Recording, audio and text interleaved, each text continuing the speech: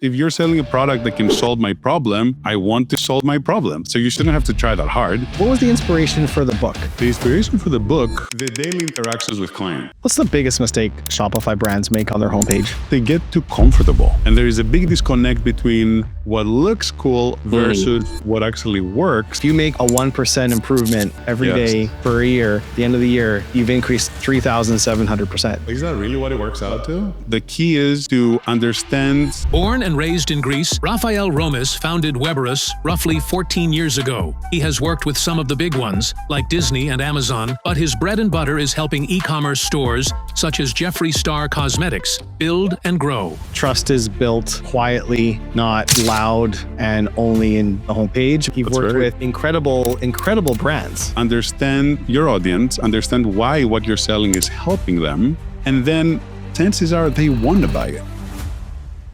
Rafael, it's so awesome to have you on the show.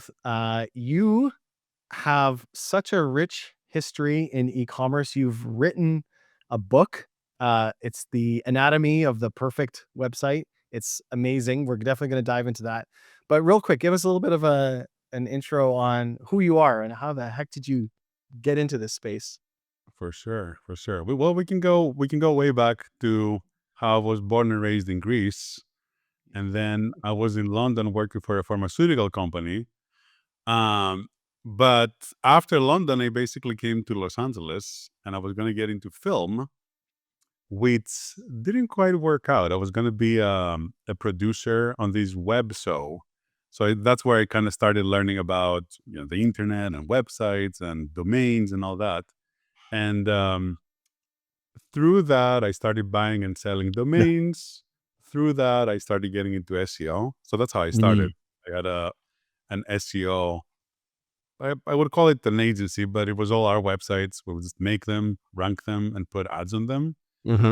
Then we got into it with Google. And by that, I mean that Google just de-indexed a bunch of websites because they didn't feel like they were following the rules or whatever.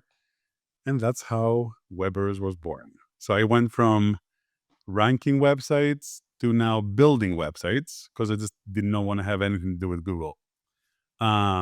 It started small, and then we started working with bigger clients, learning more stuff, understanding what works, what doesn't.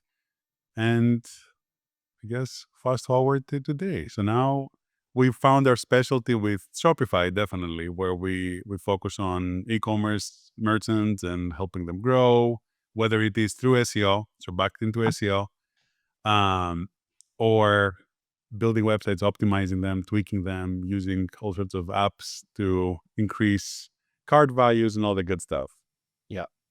You're too modest. You've worked with Disney, Amazon, Jeffree Star, who was actually a mutual client of ours as well, way back in the day. He was the second highest revenue on YouTube, next only to Ryan's Toy Review, who you're also now working with. Like you've worked with incredible brands. So I gotta choose your horn a little bit for you. Just I appreciate that.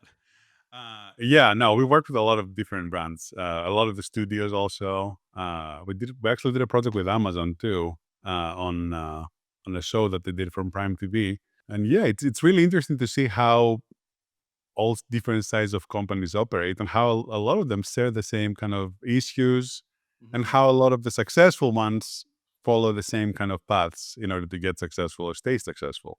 So it's really an interesting ride working with all these different kinds of businesses. Well, I bet. And you must have learned a ton. And what was the inspiration for the book? The inspiration for the book was the daily interactions with clients. So a lot of times when you're building a website, it is a business asset and it is your front and your storefront, essentially, your online storefront. But I find that because it is also creative, a lot of clients have very particular ideas about what they like and what looks cool. And there is a big disconnect between what looks cool or what maybe I like versus what actually works. And that becomes extremely important when we're talking about e-commerce. Because, every little bit of friction or disconnect or difficulty in getting to the checkout can affect conversions and sales and revenue.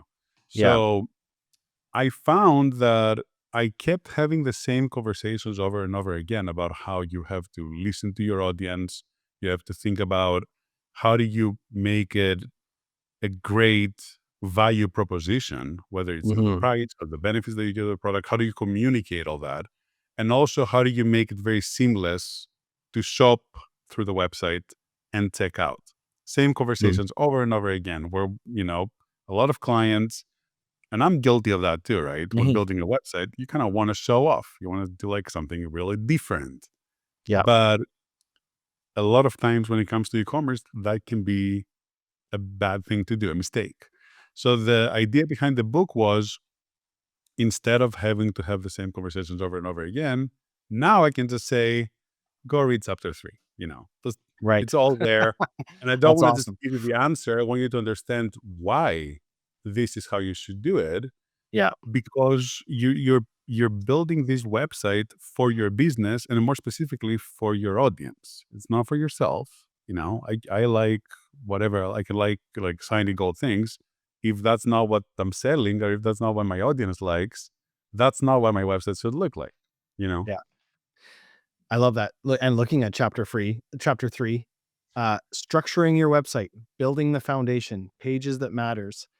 One of the things I love about the book is it's very, very tactical and hands-on. Like you literally, you could read a specific chapter, get value from it. You don't have to read the whole thing. It's tangible, practical advice. And so, um, I think there's so much in here that, I want to pull out some advice for listeners. And I think, okay, the main kind of thr thrust of it was this concept of like purpose-driven websites, purpose-driven, being the myth of pretty versus performing websites.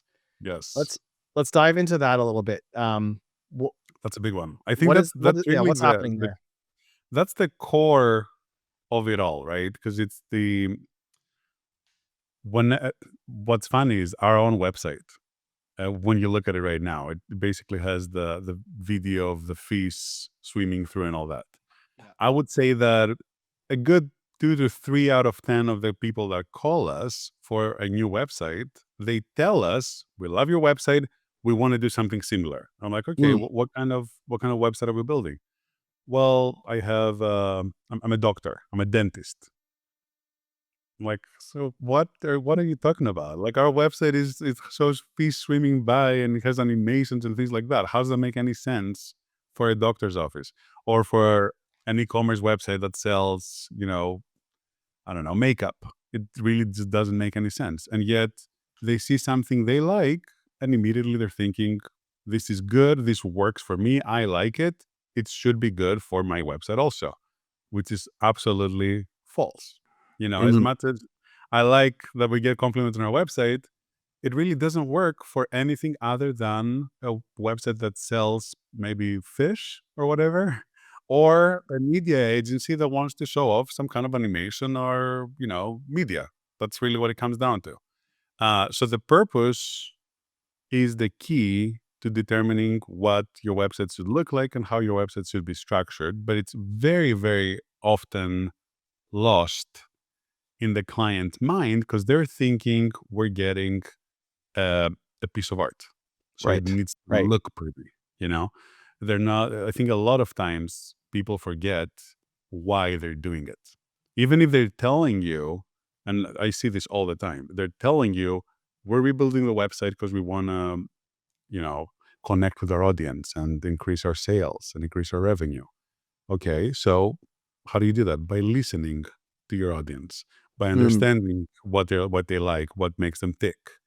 Not by thinking about what you like or what you think is pretty, but rather thinking about the purpose of the website, who does the website cater to, and how can you figure out what that audience would respond to. right. We also go into there, especially when we're talking about chapter 5 about writing copy. Um, One of my favorite parts of the book is I have a little exercise on how to to remember where it is, but regardless, it's a little exercise about how to understand the voice of clients, Mm-hmm. how you look at reviews, Mm-hmm. and you kind of take what you're reading, because these are your audience speaking and telling you what they like. So if they're telling you that what they like, I'm gonna make this up, is the quality of your product, Right. then maybe price is not that important. So maybe you just stop highlighting your price everywhere, Maybe just double down on the quality. Or if they're telling you that this really helped me do this, focus on this, because that's the benefit that they're getting from it. And I think that's something that a lot of times gets missed, because you know this. We found a company, we have a certain idea of what this company stands for or what it does.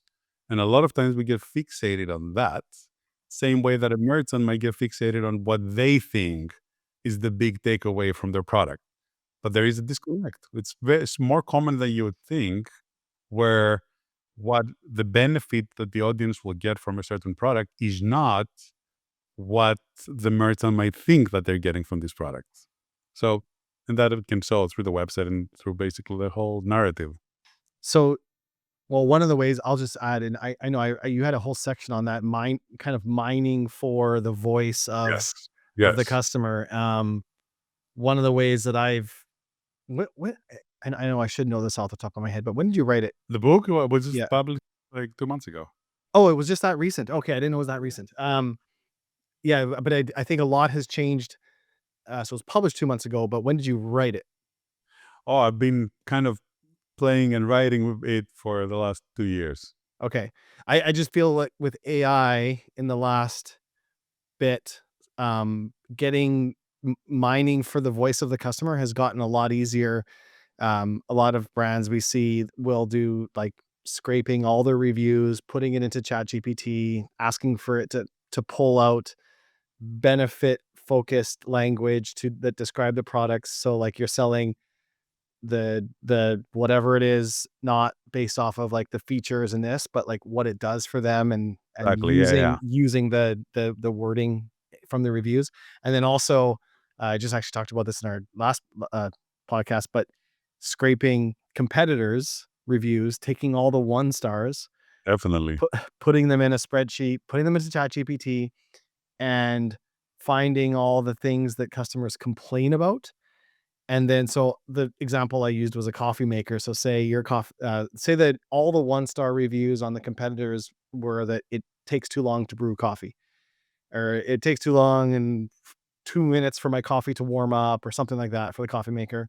So your product description can be something along the lines of like, great tasting coffee, fast enough that you don't have to read a novel while it brews, or something. But like Yeah. something Exactly. something to Exactly. like put down the competitor without directly saying better than our competitors or something Exactly, like this. exactly. Like it's Indirectly, indirectly. subconsciously.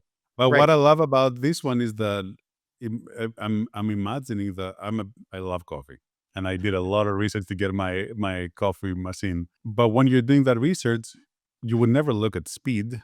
I mean, I would say most people wouldn't think of speed. And I know Wouldn't you're even come just up. making an example, Yeah. Yeah. but this is exactly the kind of little tidbit that you want to pull out, because it's Right. something that not a lot of people are thinking about, and yet it might be in the back of their minds, or they might have had an experience when something happened, like maybe it took too long to brew coffee or whatever. And by pulling that out, it just feels like you're talking to them, which I think is the number one thing. When any kind of customer feels like you understand them, Yeah. an instant connection is made, that some trust is built, and that's all it is, right? I feel like a lot of times, and that's kind of getting into a different topic, but a lot of times when you're trying to sell something, a lot of people see this as two opposing sides, where I'm trying to sell you something and to convince you to buy it, and you don't want to buy it. So we're kind of not on the same side, and I want to bring you over to my side. Mhm. I find that this is not really what it is. The key is to understand your audience, understand why what you're selling is helping them, and then chances are they want to buy it.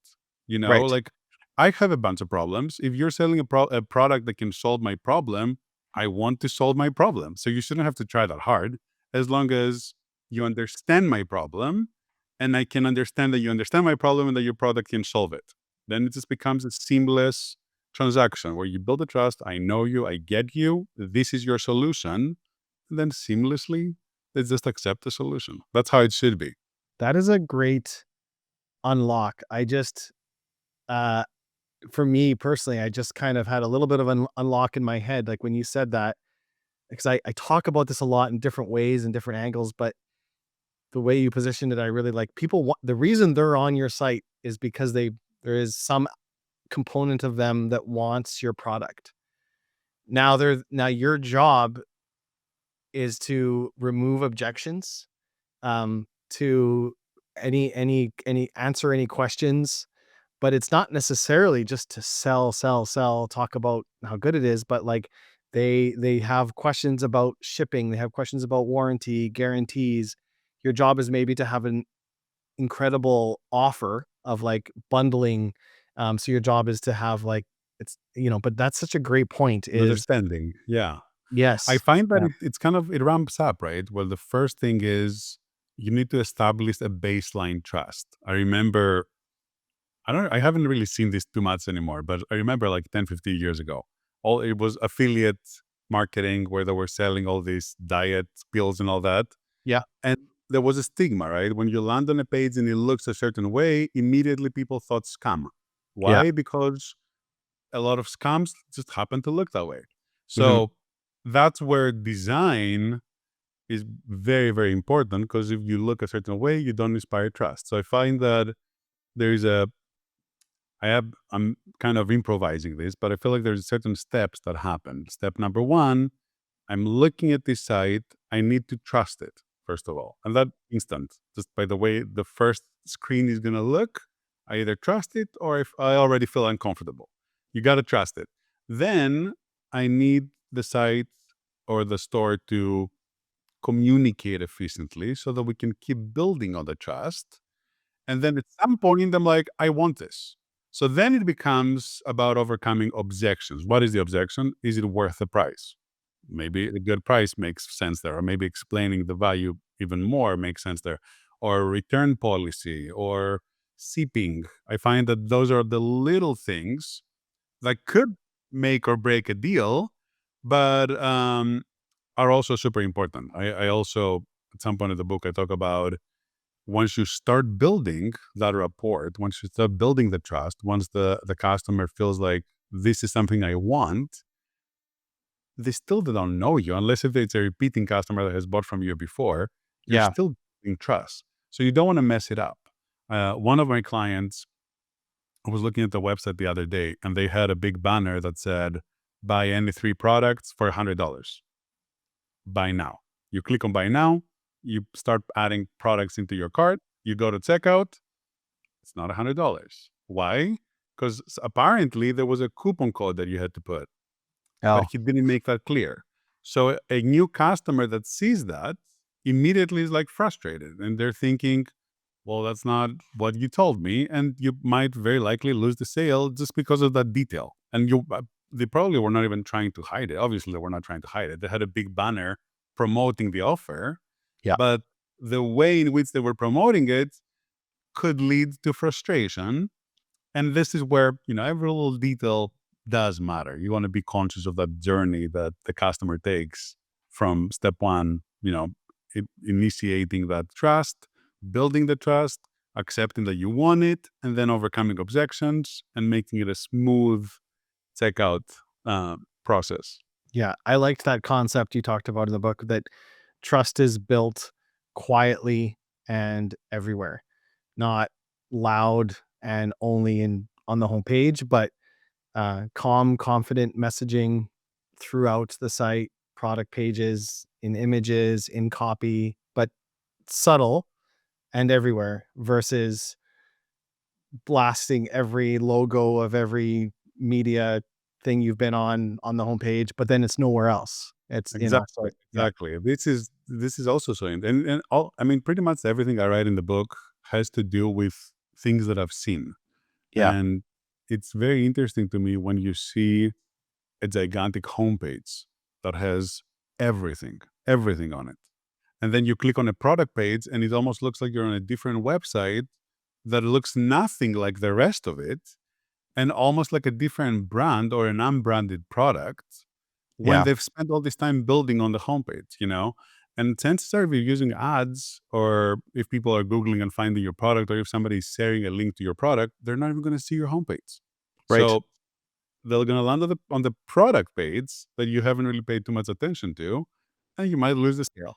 So it needs to be, everything, every little detail matters. And I find that because everybody buys things online, because so many people use their little phones to, or big phones, whatever, to shop, um, those little details make a difference, because we as people that shop all the time, we've gotten accustomed to certain things, and if you miss certain marks, all of a sudden you lose points, and if you lose enough points, you lose a sale.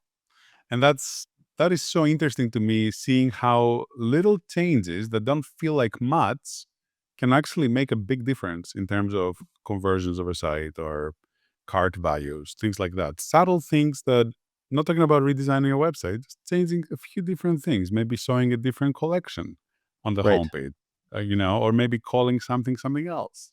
Yeah. Instead of, new arrivals, maybe bestsellers, or maybe social proof. All these little things can really make a gigantic difference at the end of the day, when you're looking at percentages and increases and all that.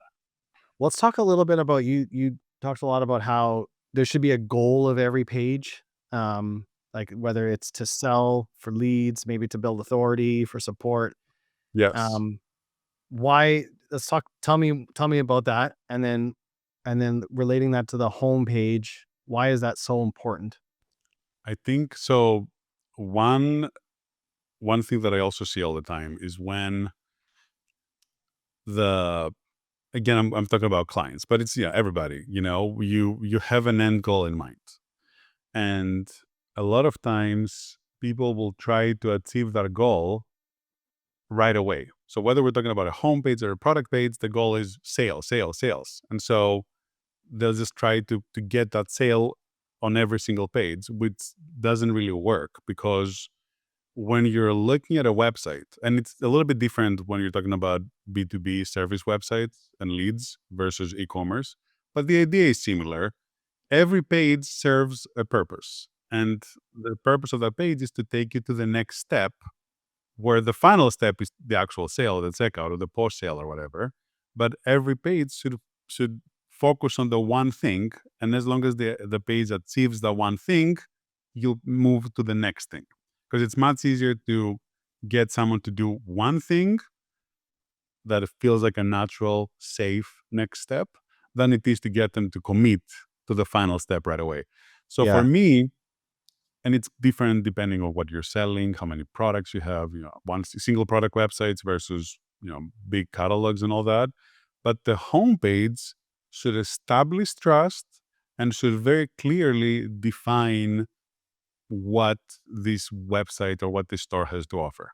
Hmm. Um, no more, no less. It should not be a buy now and that takes you to checkout right away, unless if you have a very simple product and it's just all can be communicated in one page, then fine. But normally, the main purpose of the homepage should be to highlight what this story is about, and also give you a very easy next step to zone in into what you want from that store. So if I have, like, fashion site with apparel and footwear and hats, then show me apparel, footwear, hats. Because if I'm looking for a hat, I don't want to waste my time with apparel, so I can just click on the hats.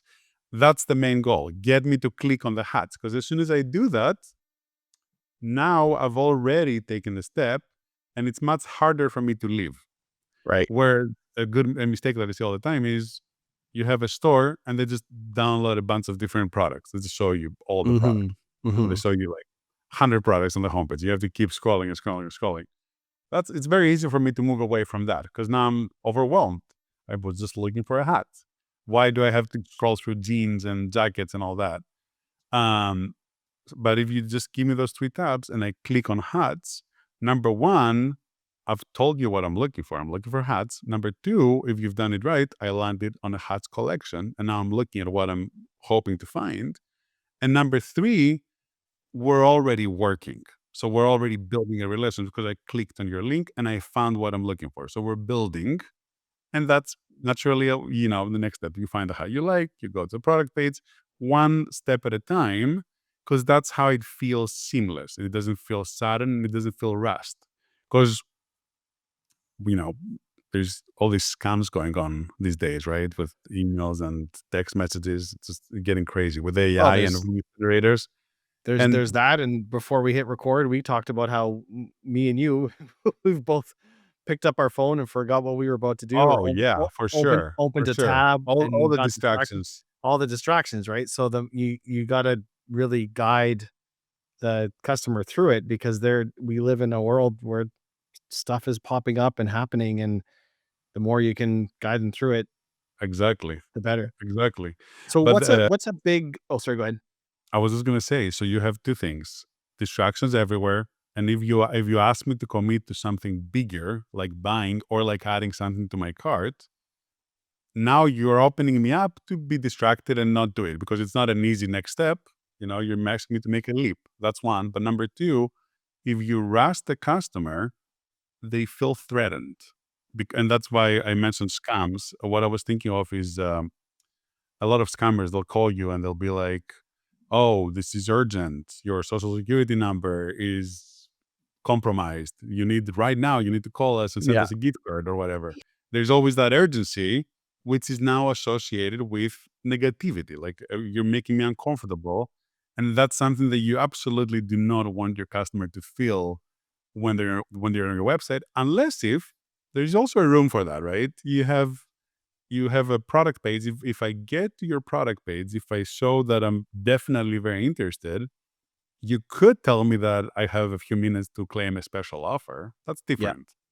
Because Yeah. now I'm in it, and the You're in the special offer product page. becomes Yeah. right. So Yeah. I think upsells, things like that, creating urgency through smart ways like your app, that will enhance the sale and make it even better. Because if you like this, you might also like that. And if you get together, you get a special deal, but you got to do it right now. There is value in that. And that feels interesting, intriguing. That can also help build the trust. And customers actually want it. Like, that's when it's done at the right time, in a tactful way. Uh, Customers see that as a value add, where if you're buying a product, you recommend something that goes with it. Like, I remember I bought a mountain bike online, and this was during COVID, and I got a Uh-huh. bike so I could go bike riding. I And looked into bike too, yeah. yeah, and I remember I bought the bike, and I'm not a big biker, and I didn't know, should I get different pedals? Should I get different grips? What type of helmet? Should I get chain grease? I don't know. Should I get a different seat? And I wanted some stuff to go on so I could put like my wallet. I wanted a phone thing so I could put my phone on the handlebars, like for GPS and whatever. And I just expected, once I went to the bike page and kind of added the bike to the cart, that I would get recommended some products, and there was nothing. And then I would have had to gone and searched around and tried to find, okay, which water bottle holders go with it, which thing. And so there is, if it's done at the right time, Exactly. you're doing a favor, and Exactly. it's a good service, right? That's why people go in a retail store and a salesperson helps you find everything. So I think there's the right time to do it. But you're right. When you hit them on the homepage and it's all in their face, that screams red flag. Like, Exactly. And yeah, you also, what you just said, you expected that you would see recommendations and you didn't. And when that happened, I feel like you've probably felt, that yeah, sucks, right? yeah, Now I have to do it. So that kind yeah, of takes it away. Maybe not enough for you to be like, I'm going to go buy something else from a different company, but these little things can really make a huge difference for the positive and also for the negative. If there is something that has been established as the norm and it's expected and you don't do it, hmm, it looks bad. yeah, And every little thing that happens on the website can look bad. A broken link. One yeah, of my clients forgot to put their social media addresses. So they had icons that you click on them and they just take you to the homepage of the website. Little things like that totally. just look messy and uncared for. And that saves the brand. Every little thing that happens on a website saves the brand. What's the biggest mistake Shopify brands make on their homepage? Like, what's the most common blunder you see? So I think it's that they get too comfortable. That would be my go-to. So and I'm talking about more established brands. So you have a brand that started, really worked hard to build an audience, and they communicate with their audience, they understand their audience. And then what I've seen is that as they try to scale or as they try to grow past where they are right now, they just try something completely different. Mm. But in doing that, there's a disconnect with the existing audience. It's almost like imagine if Apple, right? Apple built their whole brand based on their amazing quality Mhm. of all their products, based on how stylish they are. Mhm. And with that comes the price tag that people have accepted, and that is the Apple brand. If Apple now comes out with an inexpensive iPhone, like a budget iPhone, to get more bigger market or tap into a market that cannot afford the regular iPhone, that is not consistent with the brand. That is something completely different. And I Mhm. see that happen where a brand will try to get into something completely different. And in doing that, they're promoting their new thing that they're doing, but at the same time, they're taking away from what made them what they are. And I feel like that's a big one because then sometimes you've established the trust, you have repeat customers, but you just get too comfortable and you're like, okay, I already have them. Let's go see what else we can find. So that's one big one for established brands. And then for brands that are not as established, I feel like they oftentimes, like the example that I gave you before with that banner, that they put up a banner, but they didn't create what would be an automated discount so that it just happens seamlessly. Yeah. Yeah. Again, I don't know if it's a matter of getting too comfortable, but it is something about, we built the website, it's working. So now we can be a little less, careful, I guess. Yeah. So that would be Yeah. what I've seen, like trying to get into new things or not being very careful to stick with what is working and build on that rather than try, different things or get careless. Yeah. To your first point, you talked in the book about I don't know if this was the exact quote, but it was along the lines of like, don't redesign, refine. Um, small improvements over time are often better than a complete site redesign, for example. Like, there's a lot of gains that can come from Yes. small changes, and often brands think I need a whole over site redesign, and I need to refresh every 2 years, a complete site redesign. But you're Yes, saying that often is a mistake. I do. Yeah, I actually, and it's funny coming from me because, It's where I you make your wish money. everybody could build new websites. Exactly. That's how we make money. But I guarantee you that 9 out of 10 clients that come to us and say we want a new website, if I point blank ask them specifically why do they want a new website, they don't really know the answer. They Yeah, just it's feel like it's time for a refresh. What does that mean? you know So what? well, It's what? because Like it's because they're tired of looking at it every day, but the that's customers exactly what it is. like, That's exactly what yeah, it is. That's exactly what it is. They're tired of looking at it, or their competitor did it, but right. like they don't actually have a good reason for it. A lot of times it works really well. So why mess with it? Mhm. Test things, try to make changes, ultimately redesign it if you want, but do it because you have a very specific reason behind it. Like if you test certain things and you see that going a certain direction is a good idea and that direction is very different than what you have right now, then sure, redesign, but don't just do it because it feels like it's the right time. Yeah, And these are actual quotes that I've gotten, right? It feels like it's yeah. time to, you know, we've had the Zero same set data, for too just long. yeah. Yeah.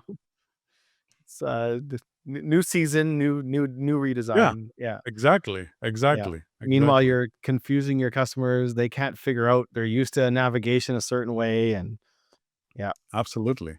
I find because you can change a million things on a website. right. And you can, I mean, the right way to do it is to not change a million things, but is to change a few things, pay In- attention to see what works, and incrementally. then focus on that. And then change a few more, focus on that. But I find that this has to do with the mentality of any customer, again, including ourselves, I'm not excluding us. When you're buying something, you want to really see something big. So if I come to you and say, don't redesign your whole website, instead, let's work on the product page. Let's rearrange some things. Let's add this thing here. Let's add this thing there. Well, it still looks the same. So it doesn't look like I got something big, even though that could make your conversions increase by 10% or whatever. But when you look at it, it still looks like the same site. It's much easier to accept that you're paying for a brand new website. It's much more exciting, right? Yeah. But I find that the effort involved, the cost involved, the time involved in building a new site will oftentimes just outweigh the benefits that come with a new website. Because a brand new website, in a way, is a brand new test. And now you're changing everything because it's brand new. Which there's a time and a place to do that, but I'm just saying that you shouldn't default to that. You shouldn't make a website. Biggest mistake that Shopify stores make, they make a website and then they just let it age for a few years. Right. So they Right. decide that time to make a new website. Yeah, That's not such a good. good point. Right. Well, and how do you know what made the impact if you do a complete redesign and Exactly it. okay, maybe your sales, your conversion, no, something goes up 10%. What is causing that if it's completely brand new? But if you, okay, let's do some testing on our homepage menu, just our menu, a couple of different layouts. Maybe let's add a mega menu with some pictures. Let's remove all options and have just one button. Let's Exactly. do some tests. Exactly. Now you know what worked, what didn't, and then let's work on our collection pages, because collection pages are really important for SEO. They're really important for how shoppers buy lots of stuff. Let's try a couple different category like layouts. But then you know what's working, what didn't. But if you do a complete site redesign, you You're in the kind of don't blind. know what worked and what didn't. Like your menu might actually be worse, but maybe your product Exactly. pages are so much more awesome, so they're increasing it 20%, but your menu is losing you 10%. But overall, you're 10% up, so you think the site redesign was a success, but it's not. It's some's good, That's right. some's bad, right? So I That's agree right. 100%. Um, But at the same time, I know because I do the sales and I know that it's much harder, which sounds funny when I say it out loud, but I feel like it's much harder to sell someone on continuous improvements and waiting and seeing what's happening, seeing what's working and adjusting what's working and all that, than it is to sell them on a brand new shiny website. Because on the brand new shiny website, you can say, we're going to build you an amazing website, which is true. But, and then they're excited because they're getting a brand new shiny toy. yeah. Whereas with the other one, you're talking, it's almost like going to the gym, right? I'm selling you on the final outcome, which might take several months and it's going to take a lot of work. But that is how you build a successful business. And Well, that's another thing I've seen from every single, I shouldn't say every single. So we work with a few influencers. They launch and they just go wild right away. I have a good story about that we can talk about. But for most companies, the ones that are the most successful are the ones that either the founder or someone in the company is focused on consistently and all the time improving the website, trying new things, trying this new app, testing this upsell, changing the shipping price, adjusting the pricing, sending a different email. that's an They're interesting observation. continuously trying all the time. They're trying new things all the time. Some, obviously that's what we do. We make suggestions, we help them implement them, but they also have an urge to try every single new thing that comes out. One of our clients, it's called Feature. I remember we've been working with them for over 13 years, I think. Wow. And we've built them 6 websites in that time. But there is something going on every single week, like literally Yeah. 2 to 3 tickets. Hey, let's try this. Hey, what if we do that? Hey, how can we increase the speed of this? Like they want to change things all the time. And they've 50x their company in the last, 10 years. Just This is exactly, you're speaking my language here, because this is the theme of the show is one Shopify 1%. And it's all about, if you make a 1% improvement every yes. day for a year, at the end of the year, you've increased 3,700%, right? Because it There it is. compounds. Wow. Is that really what it works So out to? yeah, 3,000. Wow. if you make a 1% improvement every day you will have 37x'd that at whatever That's it is at the end of the insane. year. That's So insane. like, But it compounds. It's true. if you can improve your website 1% a day, and it's not hard to make a 1% improvement in something, Right. uh, it's 37x better at the end of the year. That's If right. it's That's insane.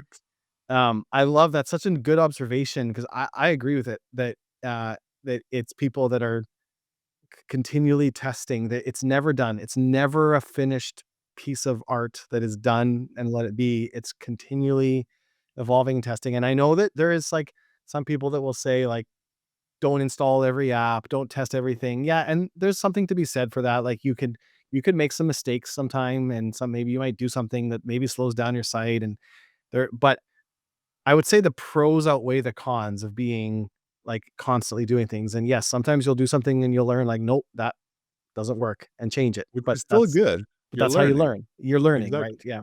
I think also too, Google rewards sites that are updated on a regular basis in some aspect. So For even sure. just from SEO, having a site that, because they always have a last updated Yeah, yeah. um, data point. And so if that last updated is every 2 years when you do a full site redesign, that's not as good as last updated 2 days ago, 1 day ago, 2 days ago. Like Exactly. that looks a lot Exactly. better to Google.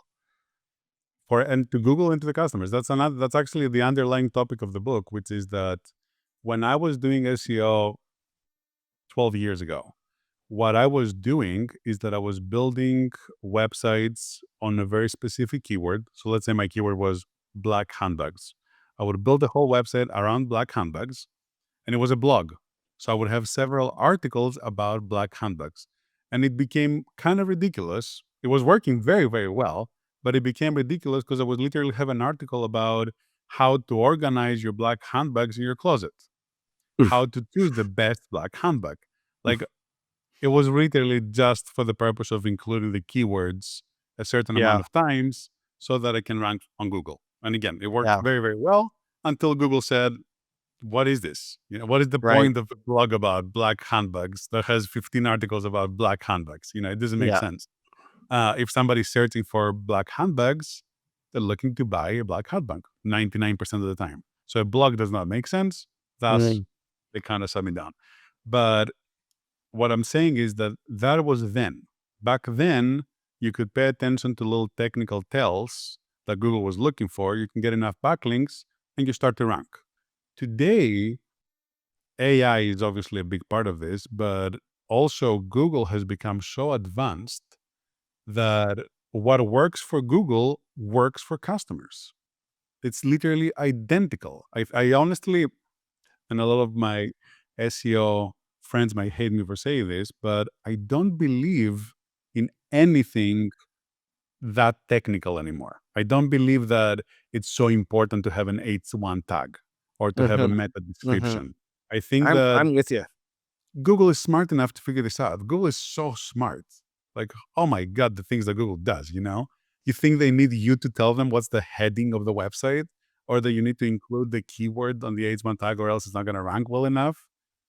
Like, Google, first of all, knows who you are that built the website, where your website was hosted, how long the website has been around, how different it is from all the other sites, whether the person behind the website has any kind of authority, and you Mhm. think it needs you to tell it what's the H1 tag, you know?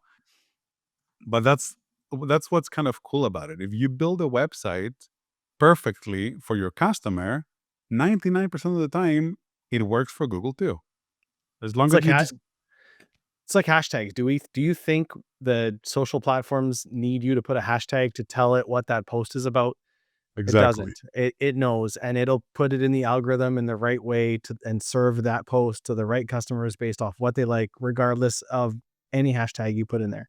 That's right. Um, I couldn't agree more. So the way you said it, I always say it different in my head. Like, what's good for people is good for Google now. It's not like what was good for Google is now good for people. But like, if you're writing good quality content that people consume, that they're on the page, that they're actually reading for a period of time, that gets traffic more than 3 seconds and someone bounces, like Exactly. Google sees all of that, and there's value there. So, um, Absolutely. Absolutely. And it goes back to, so the way that we do our ideal client for SEO for e-commerce is a client that has a ton of different products and that already has authority. So imagine a store that is established, they have a lot of backlinks, they have a lot of press, and they have a ton of products. What we do for them is we essentially create collections. It's not so much, yes, we're going to do keyword research. Yes, we're going to do all the technical SEO stuff. But what really moves the needle in our experience is when you're creating collections that are more specific, and it's not just apparel, but it's shorts or it's white shorts or whatever. But you actually have enough white shorts to hold the whole collection. Then number one, white shorts is much, much easier to rank for than mm, shorts. And number two, when such a somebody good tip. lands on that white shorts page and they see a bunch of white shorts, number one, it's a buyer keyword. If I'm looking for a specific color shorts, I'm most likely looking to buy. Number two, I'm looking at what I'm looking to buy. So now you found a good fit customer. Number three, I'm going to stay a longer time on your website. So Google is going to take that as a sign that this is a good result. And number four, there's a very good chance I'm actually going to buy. So it's like win, win, win, win. As long as you build it right and you make your site more shoppable also. So now you go to the sorts collection and you see tabs, white sorts, cargo sorts or whatever. And a lot of sites are doing that. Yep. And a lot of sites are not. I often say that it's surprising how you have brands that have made it so big and yet they're missing out on very, very simple tweaks that could unlock an extra 40% in revenue, that could double their organic traffic. Yep. That is a big win. I think a lot of people just think about collections in Shopify as, okay, what do I have in my menu? I've got men's, women's, s- something, and that's it, or whatever, like shorts, tops, bottoms. Um, but Google ranks collections much higher than they do product pages. There's just in the hierarchy of ranking, they have more weight. And a lot of times collections maybe have an image, maybe they have a few words, but you can put anything in a collection. You can put any content there.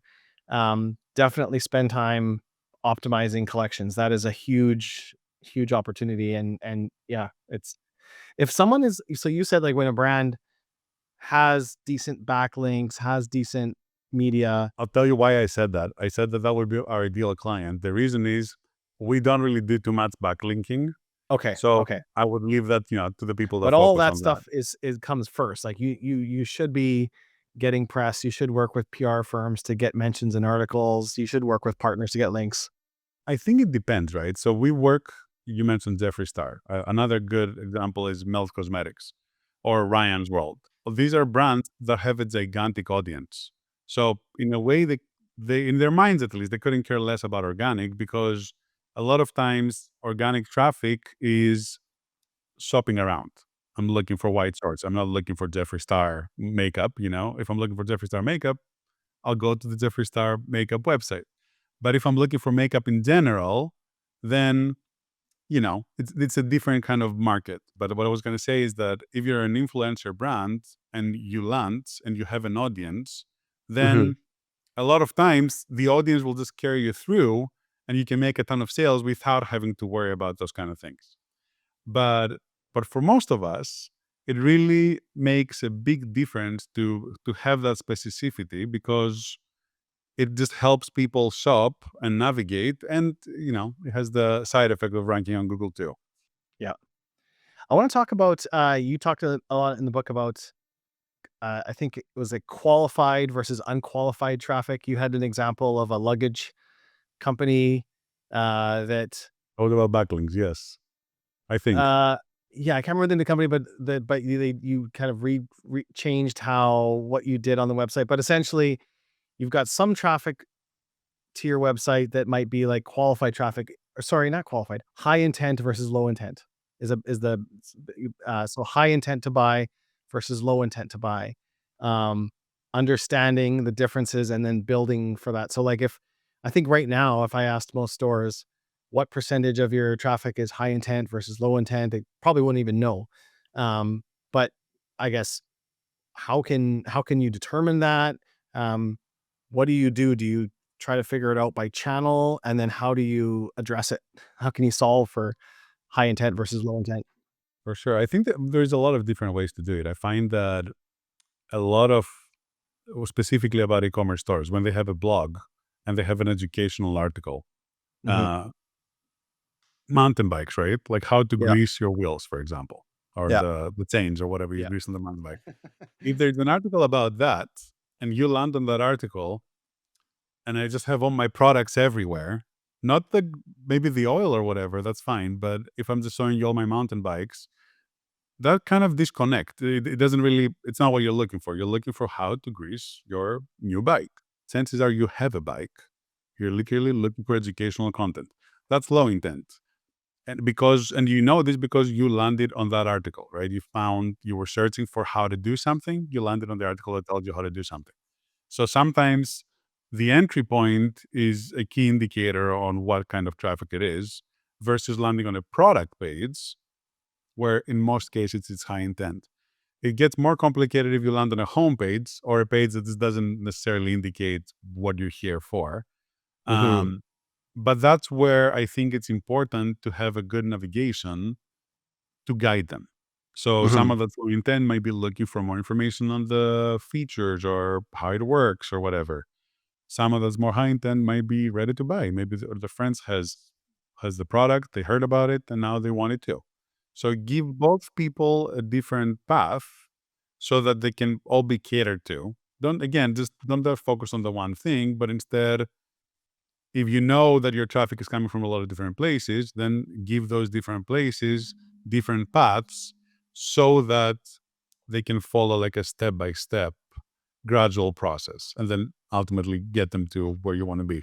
Also, a great way to capitalize on low intent is to give them a reason to come back. Uh, Maybe by offering something, getting their email somehow. Like if they're landing on educational content, maybe have more educational content because that's someone that's interested in what you're talking about. So if you get them kind of hooked into your content, even if they don't buy right now, there's a very good chance that they will buy in the future. So the key is to just make the connection and give them a reason to come back.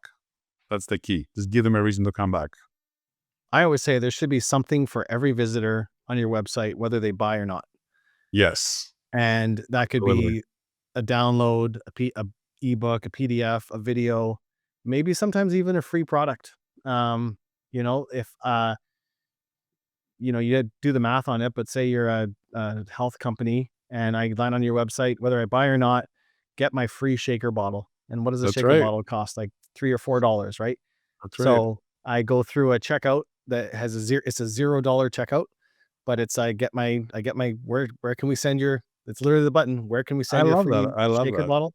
But now I'm in the system, now I'm getting, and now you've just got a relationship that you're nurturing that cost $3. But if you start to think how much do you pay for customers through ad channels, that's pretty cheap, right? Like, So you make a very, very good point. I find that perception is everything, right? Perception is so important. And it goes both ways. Customer perception, super important, obviously. But also merchant perception is also super important. I find that merchants are much more open to spending $10 on ads to make $17 in revenue or whatever than they are to give away a $5 product, which is so interesting to see. They don't think of it as marketing dollars. They think of it as free product. Why would I give them a free product? At least ask for $2. just put it But in a different line on your accounting. exactly, just call it Yes. marketing. It's Yeah. just so interesting that perception can shape reality, right? And Yep. for everything, for Yep. everything. Yep. Um, and different audiences are so much more susceptible to different little elements and how they're changing. In many brands, pricing is so important. In other brands, it's not. It's just not. Not Could you everything is the same. imagine, like, you have a coffee subscription, or like, right? Or no, you said you like coffee. I don't know if you have a coffee Love subscription, but like, coffee. imagine if you have a company that sells subscriptions and you've got thousands of coffee subscribers, and if you sent all of your subscribers 1 month an extra bag of coffee that with a note that says, "This is for a friend," and Oh, I this love that. and there's a I postcard in there love that that. says there's a QR code in there that this give them this bag, and we also would love to give them a free month, 100% on us. They scan the QR code and to get 1 month free, and then if they like it, they keep their subscription. But you've already got the box going out. Probably doesn't impact shipping too much. The coffee is gonna cost you a few bucks. Um, and then the whatever, the first month free on the subscription or half price on the first one. I don't know. But you know the LTV of your customers, you know the value. You can do the Hardly math. Like secure, but I can yes. almost I can almost guarantee something that would be worth it, but we don't see brands doing it. See them spending That's so true. That's so true. $300 CAC on Instagram, but they won't spend 20 or 30 bucks to give all your It's subscribers so a interesting. yeah. Like what you said, I think should be like a big highlight here because that's a great idea. And based on my experience, I would almost guarantee that it will work. Like Yeah. you'll profit from that, you know, No. especially talking about subscriptions because you get someone that will now become potentially a subscriber. So you have room, you'll make some margin and all that.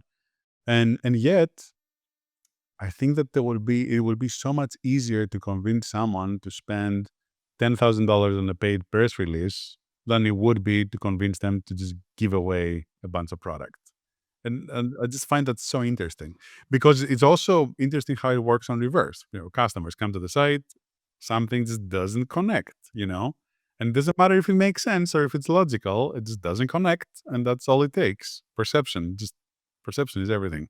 Well, and I'll give you 2 more reasons for people listening why you should consider something like this versus throwing money at ads is 2, uh, if you have existing customers, they are more likely to find other customers like them.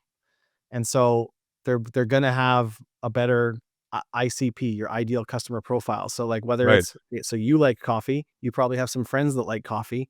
If I give you an extra bag of coffee and then a note, do you have a coffee lover in your life? So you're giving it to someone who is, if I just throw an ad on Instagram and someone subscribes, they might have a 3 or 4 month subscription and then churn. But if you give it to someone who's a coffee connoisseur, who's recommended from we talk about influencers. There's influencers on social media. There's this, but who the best influencer in the world is? Your best friend. Cool. There you go. That makes Your perfect best friend sense. who you see using a certain skin lotion or wearing a certain shirt. There's no better influencer than your closest friend, right? And so you're finding the ideal customer. It's the best influence. And then what I've also done with you is I'm building loyalty because I'm giving you something. Like the only way, Great. this is getting a little philosophical, but you know, I don't know if there's actually a true way. There's been studies done on this. Like, is there such a thing as loyalty with brands? Like we have loyalty points programs, but are you actually loyal to the brand or you just want the points because you're earning them? And I know people who've bought, actually I was talking to a guy last week. He has worn the same pair of Converse shoes for like 20 years or something. He's got red, blue, black. He's got every different color. And you might say he's loyal to Converse. But if you asked him, he would just say, well, no, I finally found a pair of shoes that fits me But I like, perfectly. yeah, yeah, yeah. So he's not actually loyal, right? And so we use the word loyal, but the only thing that actually truly makes someone loyal is when someone does something for you.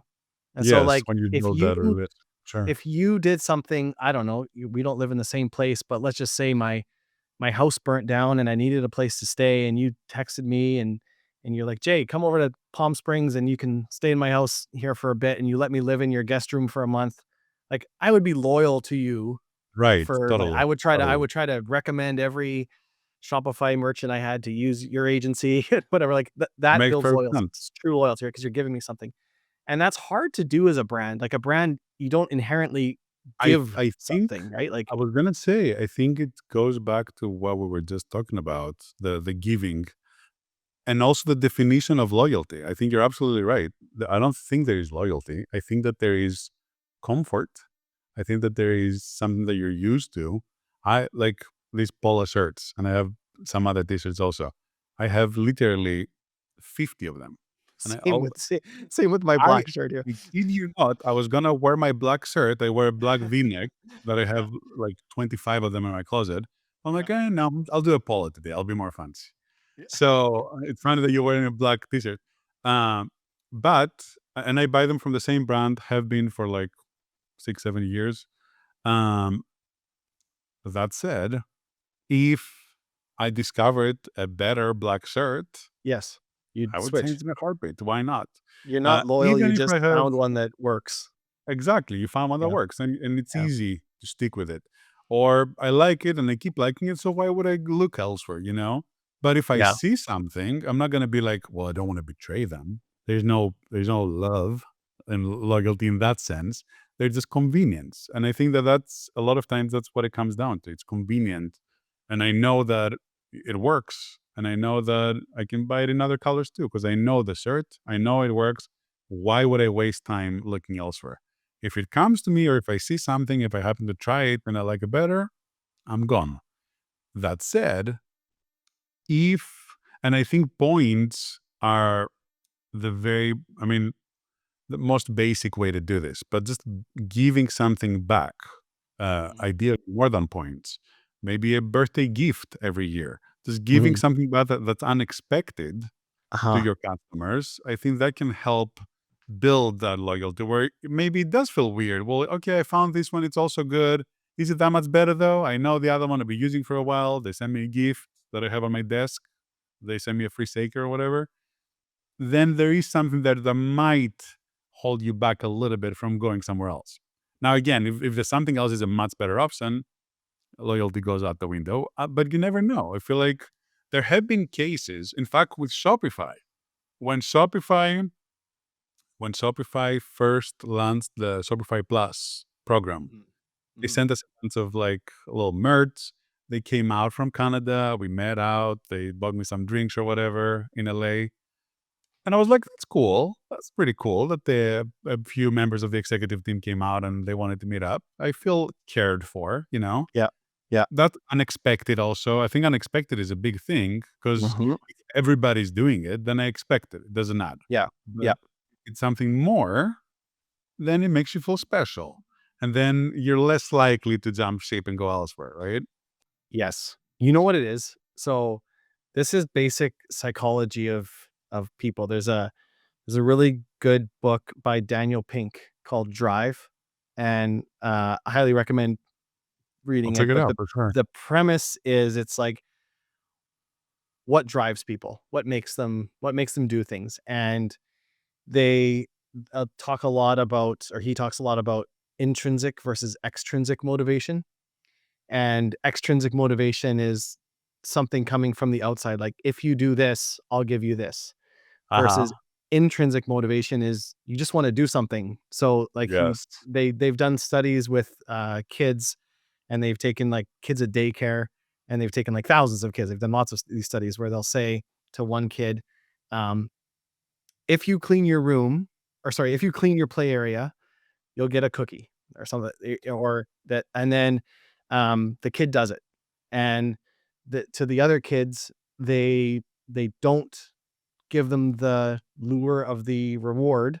They're Uh-huh. less likely to do it, but they end up eventually doing it. And when they do, they'll sometimes say, I just want to give you a cookie to thank you for cleaning, And they found that the versus most more powerful. versus 100% more powerful, right? And so, but it was never promised. That was the thing. And so they did it on their own, and it was done as a thank you. And I think, um, I would be willing to bet that it would be interesting to do a test. So we talk about like, okay, what if we take all of our marketing dollars and we put it in, um, gift and Customer call that loyalty. marketing?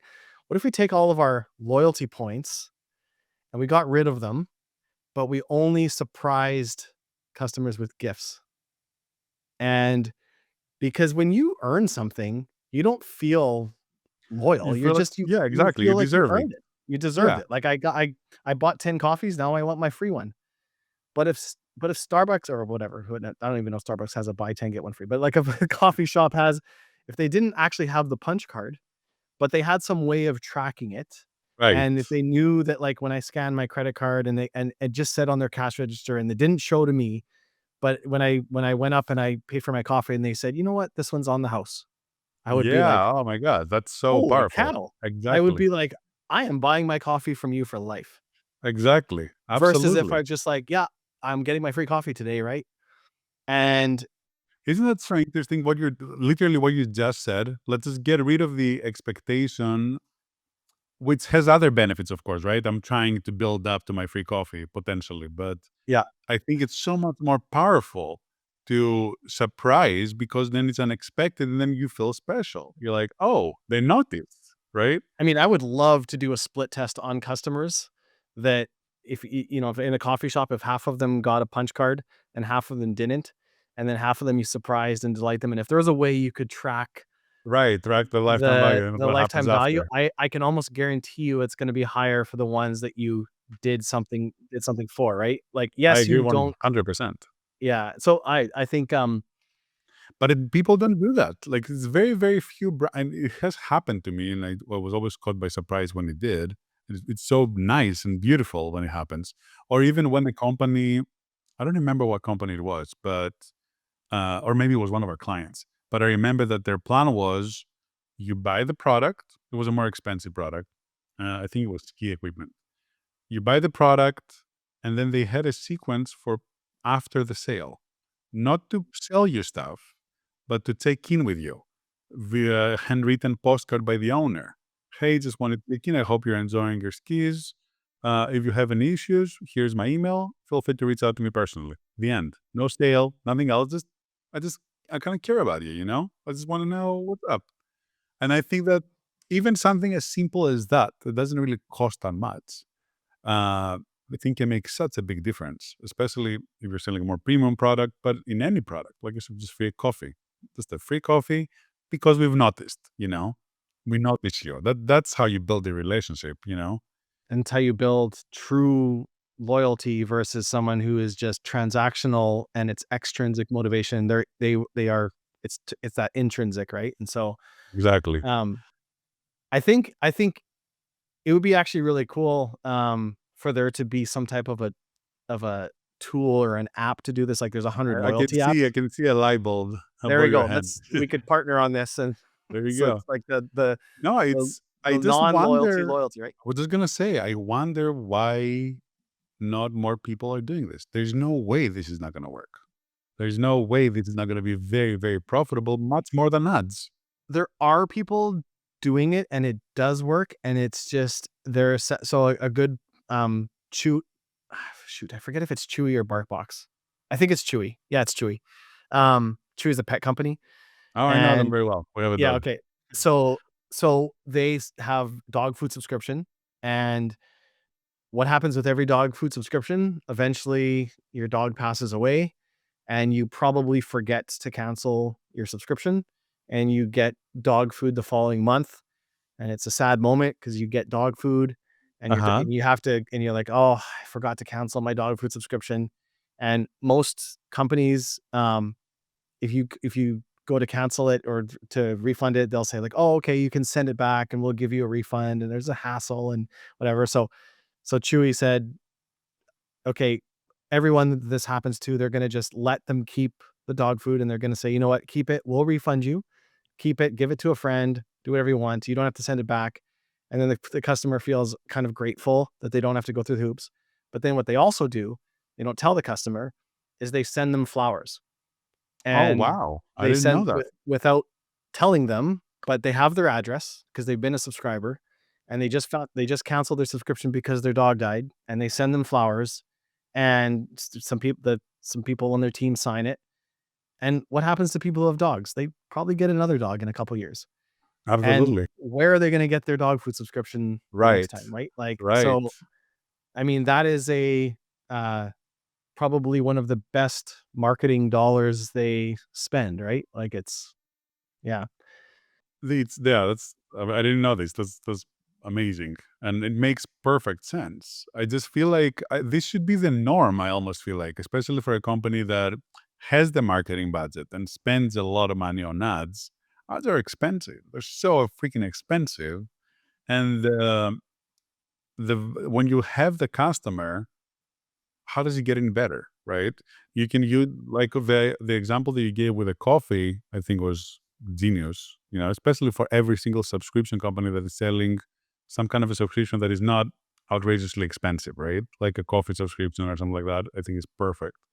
To have someone that is already a customer, already likes the brand, already uses the brand, obviously they know other people that have common interests to them, Yeah. and you're giving them something, and you So you're can building that loyalty.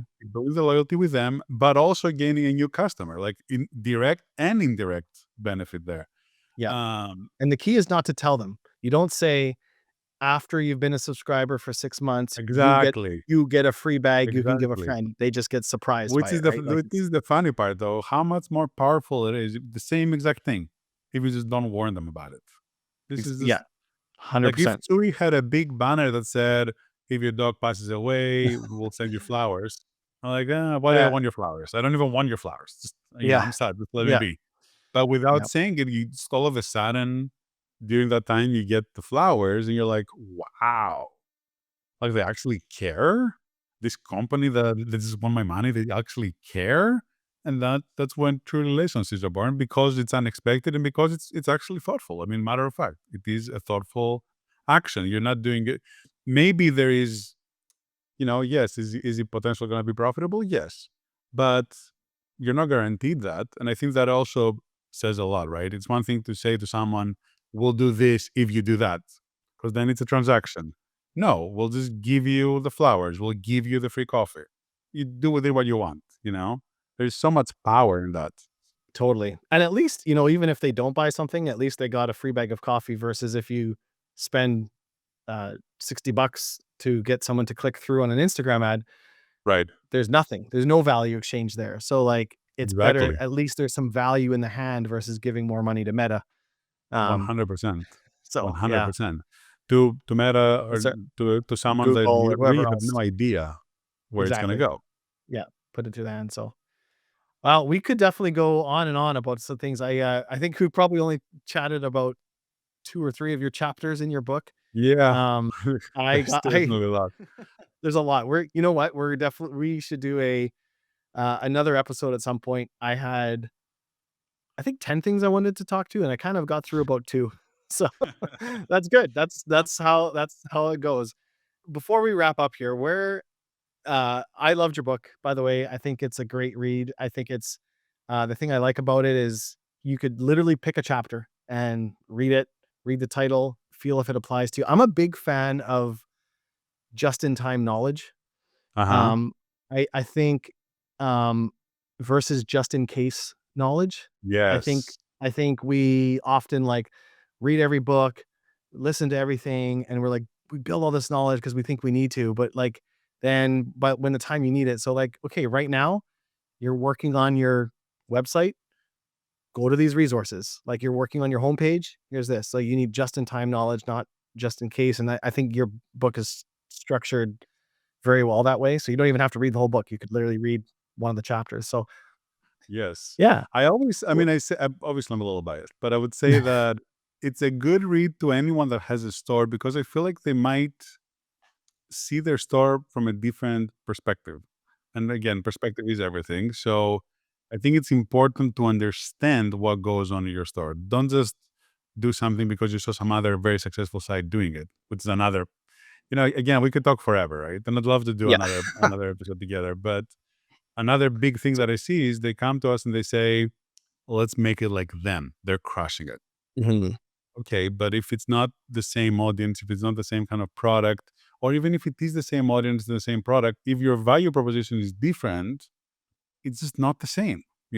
Some things could apply to more than one store, but you cannot just copy someone because they happen to be successful. Uh, Just like an influencer website, I could tell you Jeffree Star does several millions of dollars.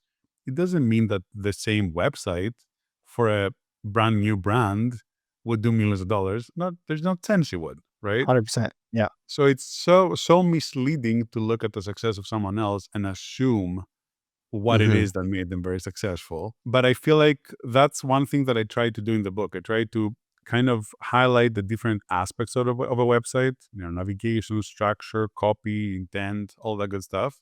So that people start thinking of it through the perception, the perspective of their customers rather than their own beliefs. Because we have the data now, right? You mentioned AI. I feel like I love AI. I use AI all the time. I try to use it to help me do things faster, but I also know that there is a risk in doing that, in missing something that's important, especially when it comes to mining the voice of your customers. I think it's important to actually read what they're saying. Yes. Read it. Yeah. Read specifically how they're saying it. Try to feel it, and then take what you can from it, instead of just me coming to you and saying, "Oh, everybody talks about that." Okay, but how are they talking about it? Is that really the most important takeaway? Totally. That there's a big difference in that. But yeah, I would say anyone that has a store or is thinking of a redesign or wants to make changes to their site, I think it's important to read it so that they can understand how to think about it. Whether they do it by themselves or they engage an agency, it doesn't even matter, as long as you understand that there should be intent behind your every action, essentially. Intent behind every action. I think that's key. So where do people go? Where do people find it? So they can, if they want the book, they can find it on Amazon, on Barnes and Noble. There's a few stores. The Anatomy of the Perfect Website. The Anatomy of a Perfect Website. Just any of the bookstores. There's no direct website for the book. No, we didn't make a website for the book yet. Maybe we'll make one, but for now, just Amazon works. Search it on Amazon. I'll put a link in Amazon. I'm not even an Amazon affiliate. I don't even. I'll just link to it. It's funny. I am an Amazon affiliate from 20 years ago. But okay, I'll use your link email. then. Yeah. Wait, no, you probably can't be an affiliate on your own book, can you? I'm not sure. I don't haven't know. logged into that Amazon affiliate account for more than 10 years. I don't even know it's still double dipping. It's still active. And then Weberous, WEBEROUS.com is your agent, your main agency. The agency, yes. And then lastly, what social media platforms are you active on? I would say Instagram and LinkedIn would be the main one. So Instagram would be my name, just Rafael Ramis, and then LinkedIn again, just my name, okay. Rafael Ramis. And I'll add it to the show notes as well.